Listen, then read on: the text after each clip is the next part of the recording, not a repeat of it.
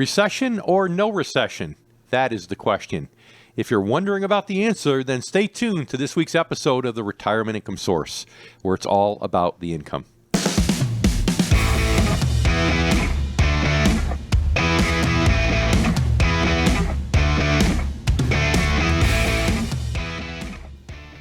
Welcome to the Retirement Income Source, where it's all about the income. I'm David Scranton, here with my good friend and co-host, Sarah Samuels. And today we're going to attempt to answer the question, recession or no recession? That is the question. But first, Sarah, you had a vacation week last week. That's right, Dave. It was so much fun. We had a great week down fishing, actually, in the Florida Keys.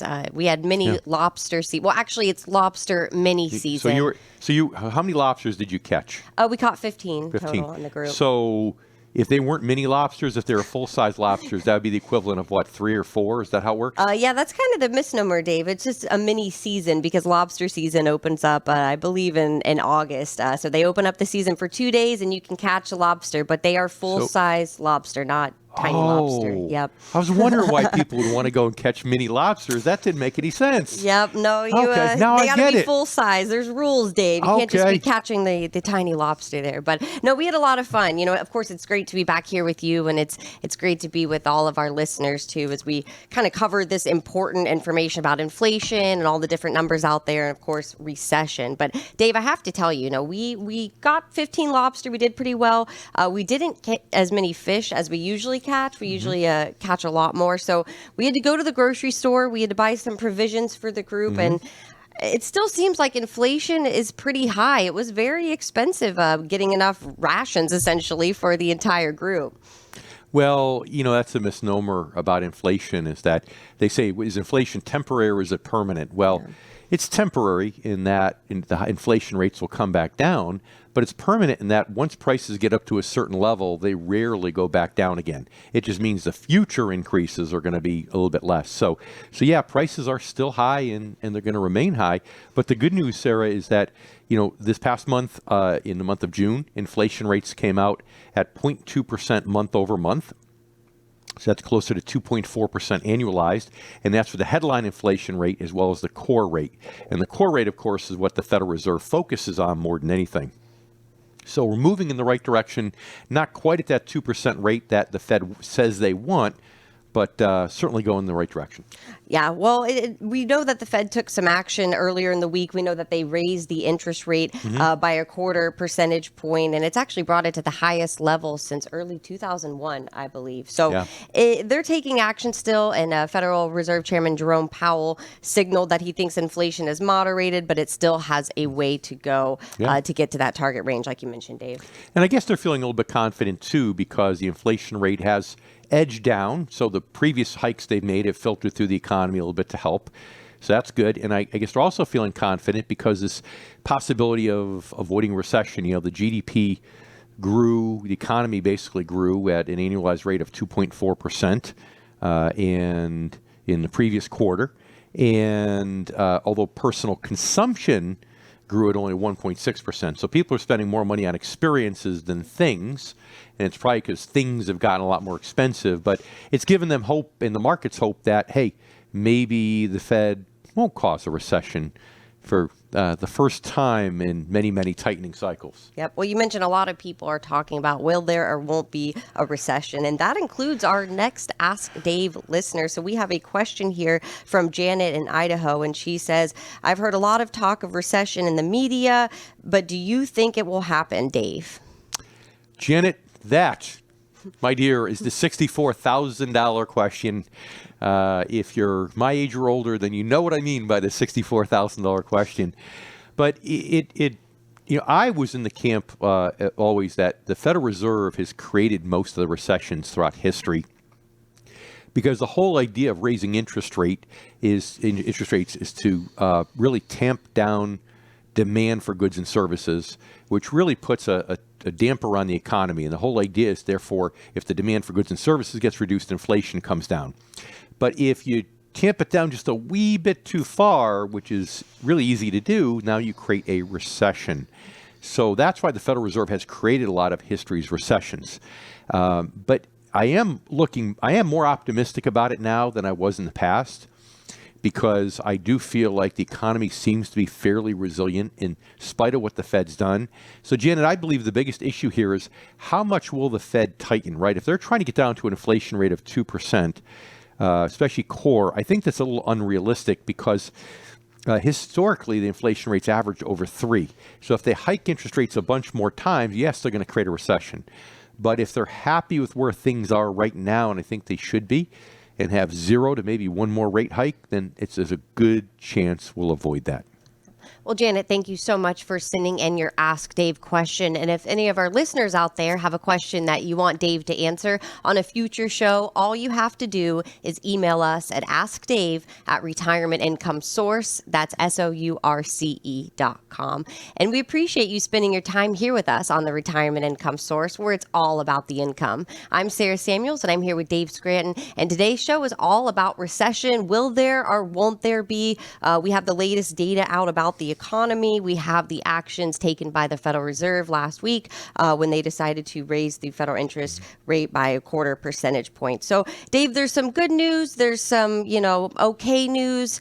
It seems like the Federal Reserve Chairman Jerome Powell, it seems like he's kind of taking a wait and see approach as well. The meeting notes were kind of vague. He was kind of saying they're going to look at it as a meeting by meeting basis when it comes to future rate hikes. Do you see any more future rate hikes this year? Well, we're talking about the possibility of 1 more this year. In theory, at least that's what a lot of economists think might happen. But the rhetoric of the Federal Reserve seems to be saying, hey, we're going to get inflation down to 2%. And, again, historically, it's averaged over 3. And I think that's really zealous. They're looking at really what's happened and how low inflation's been since the year 2000 without going further back. But, the real question, sir, is how do they get there? I've said before, I could be flying an approach, let's say here in the Fort Lauderdale in my airplane, and I'm doing 210 knots, and the air traffic controller comes on and says, hey, we need you to do maximum 120. And I have 2 ways to do it. I could pull the throttle back to a setting which I know will maintain 120 and let the airplane gradually bleed off speed. Or I can pull it back all the way to flight idle, so I slow the airplane down quicker, right, which might make air traffic control happy. But guess what? If I'm not watching the instruments and just I get down to 120, don't put the right amount of power back in, I'll slow the plane down too much where the wings will stall and essentially I'll fall out of the sky. And that's the problem with the Federal Reserve is that, if they try to jam up, they've tried to jam up interest rates really, really quick. And the question is, do they just let it sit there now and let inflation continue to go down and the speed slowly bleed off? Or are they trying to pull the controls back to 0 to get it down to 2% as quickly as possible? Because I have to tell you, the instruments that the Fed uses are not as accurate as the instruments in today's modern day aircraft. So unfortunately, they're working at a disadvantage as to, knowing when to put that power back in if they decide to keep hiking rates. Yep. And sometimes, Dave, taking too quick an action, like you said, if you just pull that throttle all the way back, it can have some serious consequences. So it's something that the Fed really needs to watch out for, needs to look out for. But really, I want to hear what instruments you think the Fed should be using if you just compared it to a modern day aircraft. Yeah. Well, to answer that question, I think we need to take a moment to honor our sponsors here now. So with that in mind, we'll have to leave that as a cliffhanger for when we come back. All right. And we'll talk about also one other thing that the Federal Reserve really needs to consider. And ultimately later in the show, what you can do to put your money in a secure spot, whether we have a recession or not. I'm David Scranton here with Sarah Samuels, and this is the Retirement Income Source, where it's all about the income. You're listening to the Retirement Income Source, where it's all about the income. I'm Sarah Samuels, and here with the host and my good friend, David Scranton. And today's show is all about recession. Are we in recession? Will we see recession? And so far, we've covered some of the important numbers that we've seen come out about the economy. Now, we saw the economy grew 2.4%. Unemployment is down around 3.6%. But now these inflation numbers. Now, Dave, hold on to your seat. I don't want to raise your blood pressure here, but we're looking at a 4.8% core inflation rate. And I know you hate that number, so I want to give the month over month too, which was 0.2%. Thank you. You have to quote that annual number all the time. Yeah, the headline and the core were both 0.2. And of course, there's a seasonality to that, as we know. But yeah, the inflation is coming down. It's not at the Fed's target, but it is heading in the right direction, which is good news. Yep. And we were just talking about, just a few minutes ago with our Ask Dave question about will we see recession? And you mentioned what the Federal Reserve is doing and how there's some concern that what they're doing now could have too much of an effect on the economy. And Dave, you mentioned that they don't have the instruments that you have in a brand new airplane. But maybe there are some other instruments, some other tools that the Federal Reserve could be using to judge the interest rates and whether they should raise it or hold it. So Dave, what do you think? What kind of instruments should they be using to make these judgments? Well, the interesting thing is, this is a visual flight rules day, a VFR day. So if you don't know what that means, in flying, you have instrument flight rule days when you have to fly by the instruments because you're in the clouds, the visibility's poor, and then it's beautiful days where you're flying VMC, visual meteorological conditions, VFR rules. And right now, this is a VFR day, a VMC day for the Fed, because all they really need to do is look out and look at what the regional banks have done, the pressure they've put on the big banks by hiking rates this much, this quickly, which is really unprecedented. And to me, that should be their major guide because, yes, inflation is bad, but causing another banking crisis would be worse. And I think they're at the point now where they haven't caused it yet. But if we see numbers get bumped up with inflation and they really are trying to get down to that 2% annualized rate and they keep hiking their interest rates, then it can put more pressure on the banking system. And so I think that's what you need to be looking at. Just looking out the window of the airplane, looking at what's going on with the regional banks, even some of the big banks, and using that as a reason to just slow their roll. Yeah, coming down from the ivory tower, sort of. Yeah. Taking a look at what's going on outside. Yeah, it's not about the dot plots anymore. It's about, about looking at the banking system. And it's funny, Sarah, because we always talk about this, how the banks need long-term interest rates to be higher than short-term interest rates in order to make money. And they've got to be significantly higher or it just doesn't work. And right now, we have short-term rates higher than long-term rates, right? So yes, they're able to charge maybe 7% for a mortgage. But when you take out the risk of default on that mortgage, really that they have to reserve for, they're only making about 5%. But yet depositors are expecting to get 5% today in CDs. Yep, that's true. And they don't tie their money up for as long. That's right. So by the more they raise these short-term rates, if long-term rates continue to be remain stubbornly low, then we're going to have a problem. And that problem is that it's going to put more pressure on banks that they have to pay out more than the interest they're earning. Yep. And that's a major problem. Yep. Well, it's especially, it could be a problem if you're at or nearing retirement age. So I want to get into our next Ask Dave question. And we have Bobby from Georgia. He says, I plan to retire within the next 10 years. 10 years would be the absolute most. So I'm really worried that if there's a recession, it will wreck my retirement. What should I do? Well, Bobby, the key, I think, is to foolproof your retirement and put yourself in a situation so that whether there's a recession or there's no recession, you're still going to be okay. So one of the things that we always talk about in the show, and we'll talk about later on in the show too, is that transition of going from being total return focused to being focused on income first, growth second. Remember, total return is a combination of two things: income, which are interest and dividends, and growth, which is capital appreciation. So up until now, Bobby, you haven't worried about where your total return comes from in your investments, right? You don't care if it came from the I or the G, the income or the growth. But all that is just about to change. So I encourage you now to take an income first, growth second approach. Why? Because let's say that we do cause a recession. And let's say the market's underwater for 5 to 7 years. That certainly can happen in a recession. Not always that long, but certainly can happen. Now, at least if you want to retire in 7 years, you don't have to worry about being underwater or maybe getting zero growth, because by making that transition from a total return focus to an I focus, you're getting that income coming in on a regular basis. And if you do it right with investments where the income is sticky, that means that even if you want to retire several years down the road and there's a recession and the markets are down, it doesn't have to postpone your retirement because that interest and dividend is still coming in to you.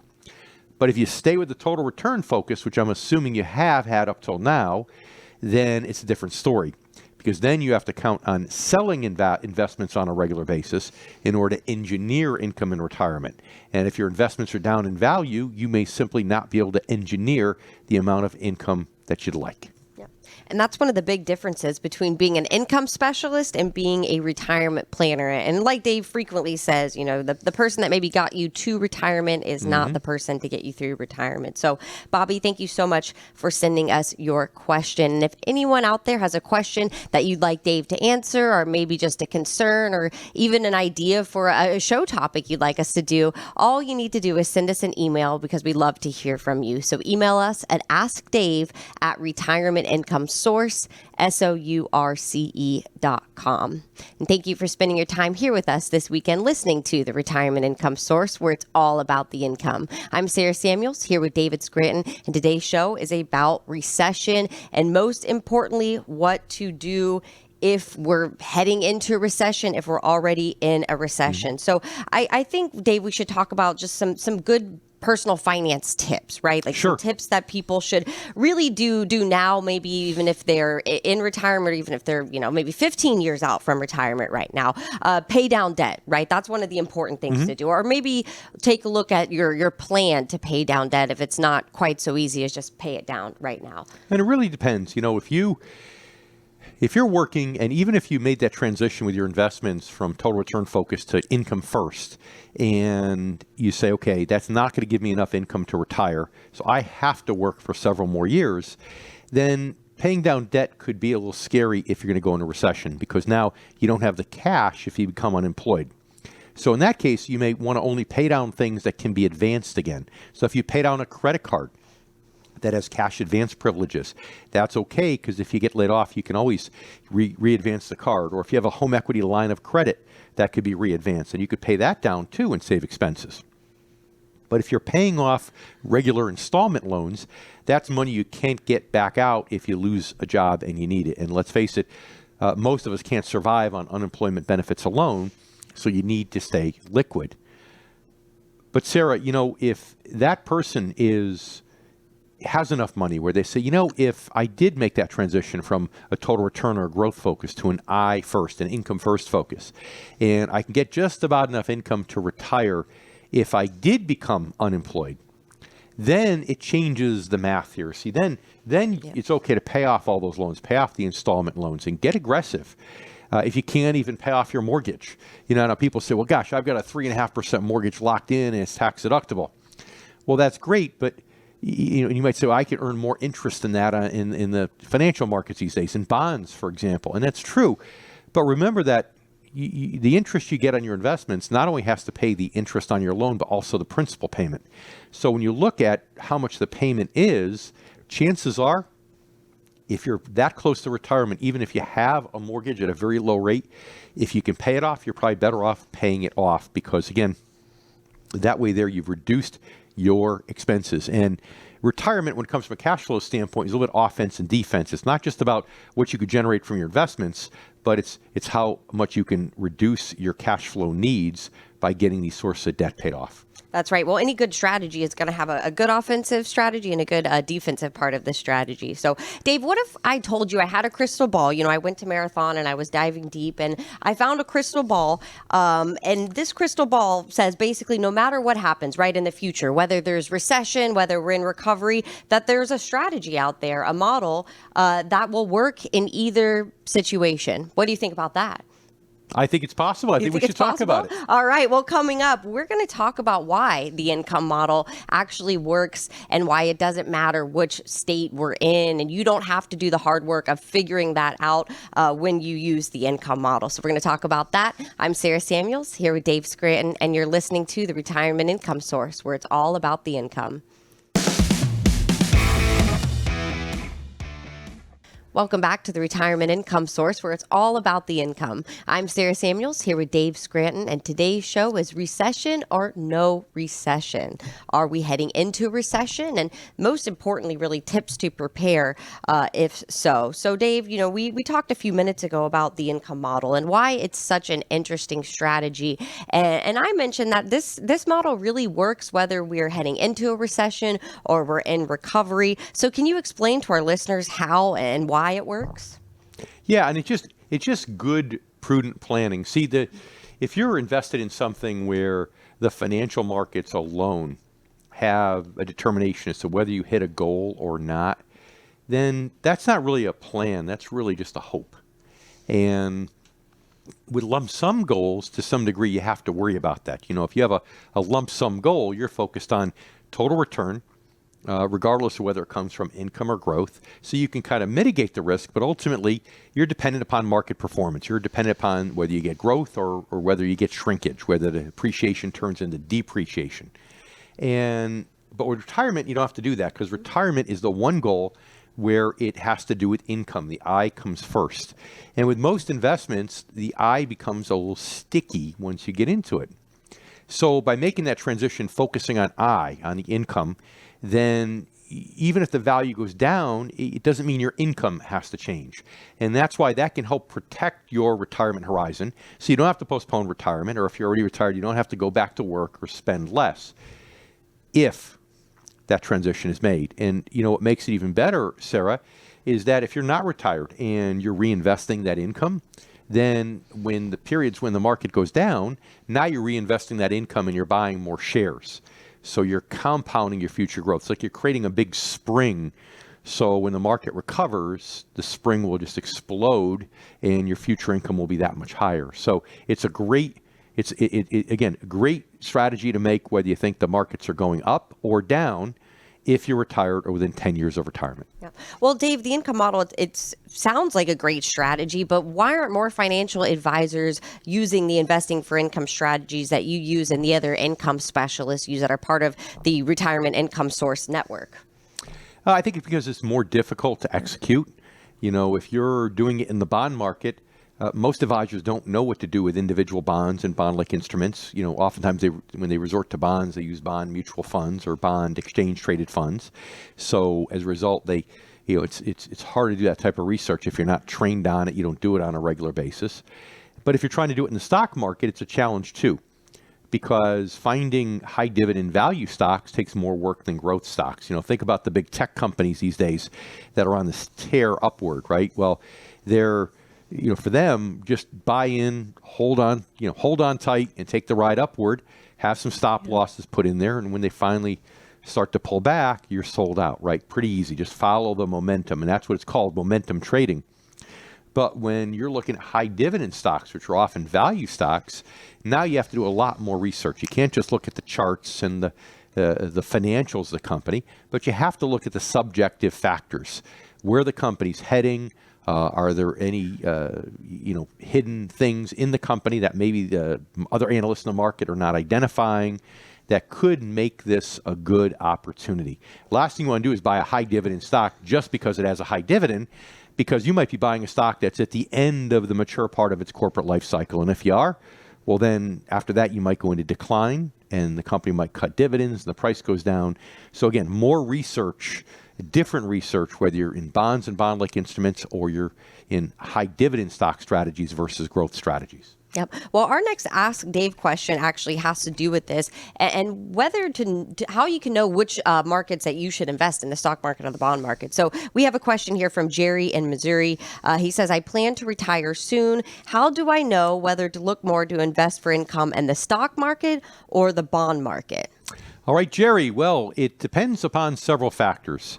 And you might think the market's one of them, but it's really not. Although I would say, if we knew 100% that we're going into a recession, the market was going to drop, you'd want to do it through the bond market, right? If we knew 100% we weren't going to go into a recession, the markets would continue to climb, you'd want to do it through high dividend stocks. The problem is, Jerry, we're never 100% sure. Okay, but right now, with it looking as though the Fed might succeed on what they call a soft landing, we actually have to look at whether or not high dividend stocks make sense. We could at least include them in our discussion. But for you making a personal decision, I think it should be on several factors. First of all, your risk tolerance, right? Common question I always ask people is, to what level can you see your accounts drop on paper before you really start to stress? Is it 10%, 20%, 30%? Where's your pain point? Because you want to have an allocation that's unlikely to drop by more than that, because it's not just about the black and white left brain stuff. It's also about you sleeping at night and feeling comfortable with your portfolio. But it also has to do with how much income you need in retirement. See, if you have the risk tolerance for it and you want to get some capital appreciation, some growth, and you can get the income you need from a high dividend stock strategy, then by all means go that route. But if you can't get the income you need or want from that, then you might have to go to bonds and bond-like instruments. Why? Because with bonds and bond-like instruments, you can get more income per dollar as a general rule. Or if you don't have the risk tolerance to have that much in stocks, then again, you go more to bonds or bond-like instruments. Or if you think the Fed is going to break the system and cause a recession, then go to more bonds and bond-like instruments. So it depends upon the income you need versus the income you want. And do you have enough money to get those? It depends upon your risk tolerance level and your personal views on whether or not the Fed is going to break the system or not. Well, Jerry, thank you so much for sending in your question. And if any of our listeners out there, our YouTube viewers, have a question that you want Dave to cover on a future show, all you have to do is shoot us an email at askdave@retirementincomesource. That's SOURCE.com. You're listening to the Retirement Income Source, where it's all about the income. I'm Sarah Samuels here with Dave Scranton, and today's show is all about recession or not. That is the big question. And we've been spending a lot of time today talking about the income model and really why it's such a unique model, that it works whether we're heading towards a recession, whether we're in a recovery, and really why you don't have to be a fortune teller when you're utilizing the income model with your investments, as opposed to using some of those growth strategies that maybe are not going to work when you're in retirement. So Dave, what do you think I personally feel like the first step here is, if people are interested in making this transition, they really got to speak to an income specialist, and I would recommend using our website, retirementincomesource.com. If you can find an income specialist in your area or an advisor nearby who can help you look into this. But what are some other steps that people should take if they're they want to make this transition, they just don't know what to do first? Well, I think the first thing is understanding that if a lot of advisors don't have the skill set to invest in high dividend stock strategies or to invest in bonds and bond-like instruments, then if you've been doing it yourself up to this point, I think you've really got to question, okay, whether or not you need a coach here. It doesn't mean that you're not playing the game, you don't have an active role with your own investments. It just means that you realize now the stakes have gone up and maybe it's time to have a coach helping you with this. Because for most of your life, if you've been doing total return investing, oftentimes in a 401k, with mutual funds, that's easier to do, much easier to do actually, than it is for income, because A, income investing is more difficult, and B, now you're looking at individual securities. So then the question, Sarah, becomes, how do I find the right type of advisor, right? And really it comes down to interviewing that person and not being shy. Don't be afraid to ask questions about that advisor and about the clientele. What percentage of the clientele is over the age of, let's say, 60 versus under the age of 60? Do they do mutual funds or individual securities? Because, again, with the income model, you want to be more individual securities based. Don't be afraid to ask a question such as, what do they think the right stock bond allocation is when you're within 5 years of retirement or you're retired, and see what they say. If they give you a sensible answer, that's great. If they give you too aggressive of an answer, well, then that might be a warning sign. So I think the first step is to realize, okay, just because I've been doing it myself up till now doesn't mean I should in the future. And it doesn't mean I'm any weaker for you guys out there. Doesn't make you any less of a man, right?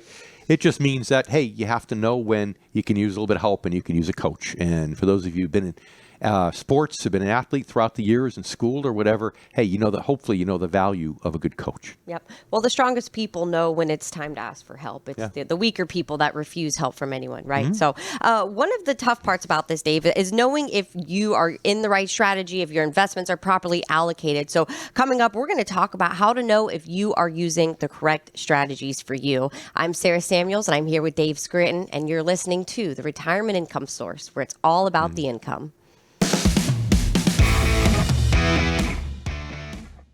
And welcome back to the Retirement Income Source, where it's all about the income. I'm David Scranton, here with Sarah Samuels. And today we're exploring the question, recession or no recession? That is the question. And we discussed some news, which has come out really over the last month or so. The economy continued to grow in the second quarter at a rate of 2.4%. That's annualized rate. That's the GDP. So no recession at this point. And unemployment is still very, very low at 3.6%. And inflation is starting to come down. We're 0.2% month over month for headline and core. So we're going in the direction that the Federal Reserve wants. So the Federal Reserve raised interest rates one more time by a quarter point, and we'll have to see what they do again in September. But Sarah, most importantly today, we're talking about, what people can do to protect themselves so that whether there's inflation or whether there's good times, that they're still going to be okay. Because, I don't know about you, but when it comes to your life, your hard-earned savings, a 50-50 shot at getting it right doesn't sound very good to me. Yep. Well, that's part of the problem too, David, is that you want strategies that are not going to be a 50-50 shot. You don't want to flip a coin. You want something that's going to help guarantee you a reliable, a more stress-free retirement. And that thing really is income, and that's really using the income model. So, Dave, how do you know whether you're in the right strategies? So, we talked about this a few minutes ago. We had Jerry from Missouri who was asking whether he should invest in the bond market or the stock market in order to get income. So, how are you able to tell if you're invested properly?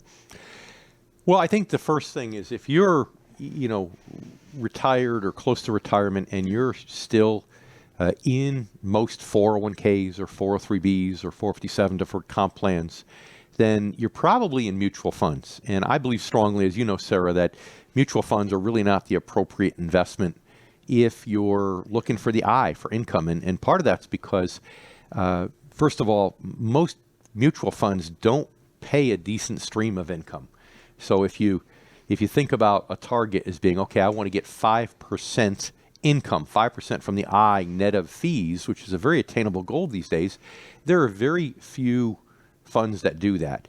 And Sarah, on the stock market side, the question is, well, why don't stock funds do that, right? Yeah. We can do that type of thing or almost that kind of income at our firm. Well, why don't most stock funds do it? Well, it's because most stock fund managers are really, they're being compensated and they're maintaining their customers based upon comparison to an index. And usually that index is the S&P 500, right?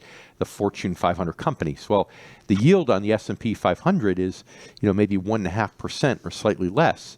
So if you try to go for a 4 or 5% dividend yield in a stock mutual fund, there's going to be years where you do a lot better than the stock market, but there's going to be years when you do worse than the stock market.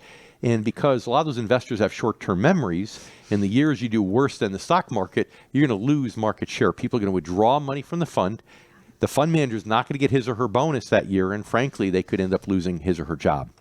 So most fund managers on the stock side focus on really being closet indexers. They don't want to deviate too far from the index or do anything radical, such as having a dividend payment 3 times the index. And of course, as our regular listeners know, if you're in the bond market and you're looking for income, then mutual funds certainly aren't the answer, because people invest in bonds because they want a steady income payment, interest payment for the life of the bond. They want to know when that bond matures, they're going to get their full face value returned to them, provided, of course, there's no bankruptcy or default.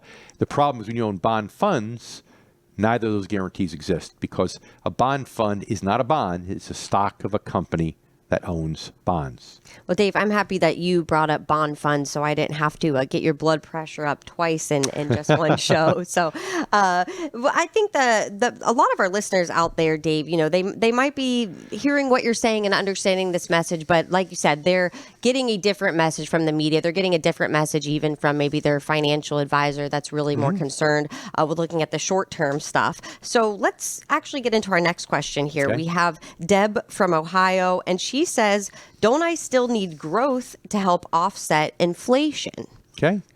Well, Deb, yes, you do. You need growth in your income. Yeah. But the question is, how do you go about getting growth in the income? And there's different ways to do it. So typically when people say, gosh, I need growth because of inflation, they're thinking about their investments going up in value. The problem with that is that you, again, have to engineer future income by selling shares. However, if you're in the stock market and you're in good dividend stocks that have a track record of raising the dividend, then over time, the income that gets paid out could go to give you an inflation hedge.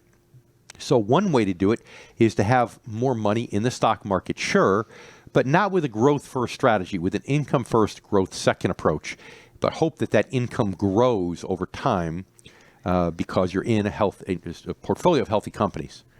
But the other way is to be in bonds and bond-like instruments. Remember I said a moment ago that if you're in bonds and bond-like instruments, you'll get more income today than you will in the stock market as a general rule. But if you don't need all that income, then you can reinvest it. And then you start getting yourself into an inflation hedge the organic way, the old-fashioned way, through the reinvestment of those interest and dividends to buy more shares to grow the future income. So again, yes, you need an inflation hedge, but I would contend that it's not from speculating with a growth stock strategy. It's using one of the two strategies that we just mentioned. Yep. Well, Deb, thank you so much for sending in your Ask Dave question. And if any of our other listeners or YouTube viewers out there have a question that you want to get featured on the show, on a future show, all you have to do is send us an email at askdave@retirementincomesource.com.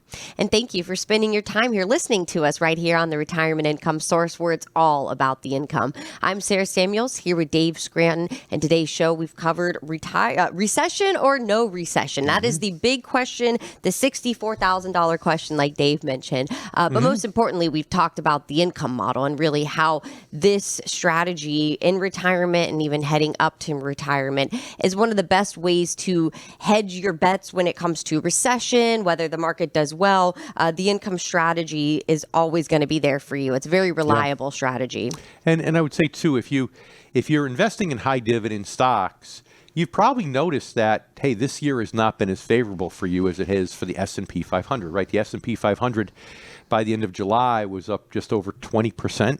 But part of it is because most of that was these 7 or so large technology companies, right? This whole artificial intelligence phenomenon that took off in March in the spring caused money to go into a lot of these tech stocks, driving up the price. And because of the way the market indices are weighted, Sarah, the S&P 500 is really weighted 29% toward a few of these large companies.